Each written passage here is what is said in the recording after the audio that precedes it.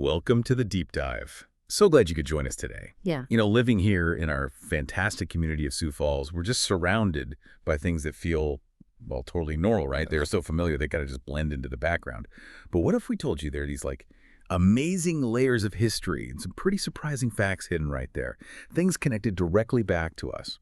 Well, today, that's exactly what we're doing. We're taking a deep dive into something you absolutely see everywhere, something that really defines our state. That's exactly right. Our mission today is to really unpack the story behind South Dakota's official state nickname, the Mount Rushmore State. And this isn't just going to be, reciting a list of facts. It's about exploring the deeper layers, the history, the identity, and the, frankly, significant impact this nickname has, especially for us right here in Sioux Falls. And yeah, this deep dive, it comes from quite a bit of research we've done, plus our own experiences living here. It's not just surface level stuff. Okay, let's get into it then. Do you ever really stop and think why South Dakota is called the Mount Rushmore State? It feels so obvious now. Yeah, of course it is. It almost feels like it was just meant to be. But here's a little surprise for you. Maybe you get this. It hasn't always been the official nickname. It's true. Actually, the Mount Rushmore State became official, well, relatively recently. It was adopted through state legislation back in 1992. 1992. Wow, that feels surprisingly modern for something so ingrained now. And what's even wilder is thinking about what it replaced. Can you imagine us being the Sunshine State? I mean, I bet Florida had a thing or two to say about that. And another one was Coyote State. Now, Coyote State, that has a certain ring to it maybe, but Sunshine State, yeah, that definitely feels like it belongs to someone else. Indeed. And the core reason for that 1992 change, the reason we proudly call ourselves the Mount Rushmore State today, is, well, obviously, the Mount Rushmore National Memorial itself. Oh, yeah, and what a monument. Just incredible. Those huge presidential faces carved right into the granite. Yeah. Just iconic. They really do sort of crown the Black Hills out there. They absolutely do. The carving itself took place between 1927 and 1941, a truly immense project. And what's fascinating is its sheer drawing power. We're talking over 2.4 million visitors every single year. That makes it a landmark not just for South Dakota, but, for the whole country. 2.4 million. Yeah. That's incredible. And think about the work involved. You mentioned the rock. How much was it? Yeah, it's staggering, actually. They moved something like 800 million pounds of rock. And yes, quite a bit of dynamite was involved in shaping those faces. Precision work on a massive scale. 800 million pounds. Good grief. And the symbolism, right? Each face means something specific. Washington for the nation's founding, Jefferson for expansion, Roosevelt for development, and Lincoln for preserving the Union. There's a big story. Exactly. And the sculptor, Gutzon Borglum, he really conceived it with kind of a dual purpose. It wasn't just about attracting tourists, though that was certainly part of it. It was also about evoking this deep sense of national pride. Okay, but here's where it gets really interesting for me. Why 1992? Specifically 1992. What was going on right then that made everyone say, okay, now W's the time? That's a great question.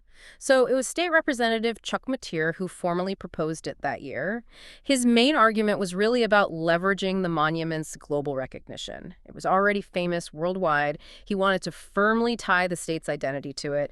And importantly, it was also a way to finally officially put that whole Sunshine State conflict with Florida to bed. Make it official. Okay. So it was about solidifying the brand, basically, making it official and unique to us. Precisely. And while that became the nickname, it's fun to remember we had others floating around before. You mentioned Coyote State. There was also Blizzard State. Yeah, that one makes sense sometimes.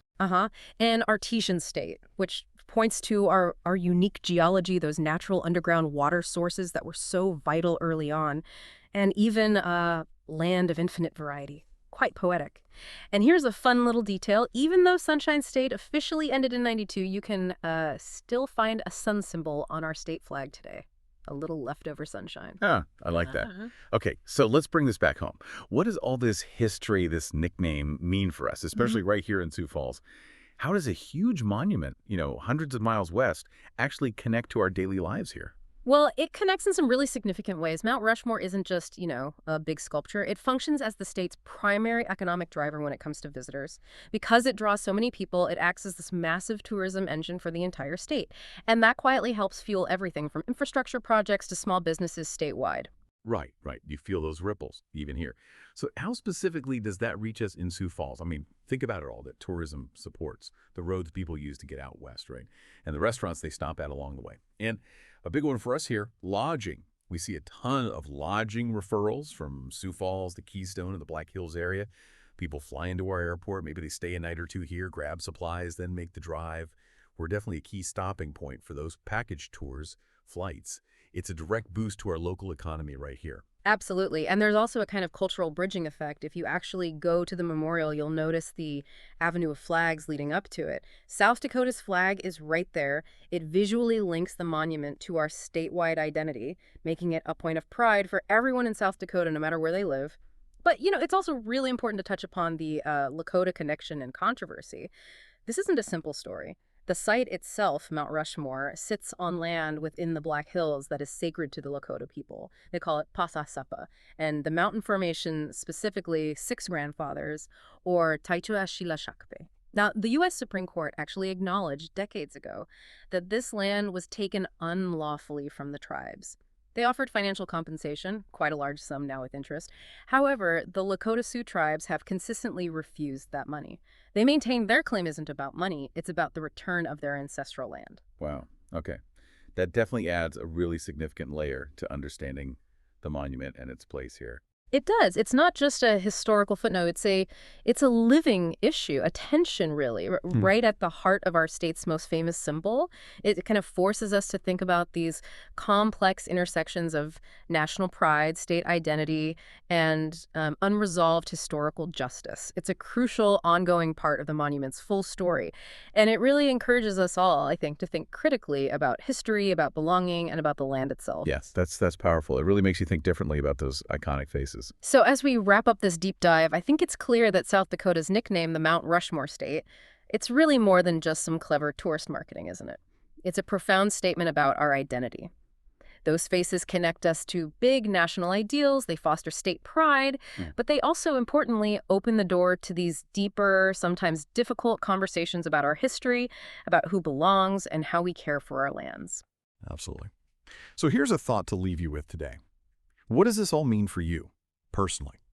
How does seeing those faces, or even just hearing the name the Mount Rushmore State, knowing all this context, the history, the economics, the controversy, how does that connect you to the bigger story of South Dakota and maybe even the country? Especially right here from our spot in Sioux Falls. It's definitely something to mull over, isn't it? Well, thank you so much for joining us on this deep dive today. We really, really appreciate you spending some time with us. Remember, if you want more fun chats, educational bits, and community building, you can always find us on social media. Just head over to yourseasonedagent.com. We are just so grateful you're joining us on our journey of fun, learning, and building connections in this really wonderful town of Sioux Falls. Thanks again.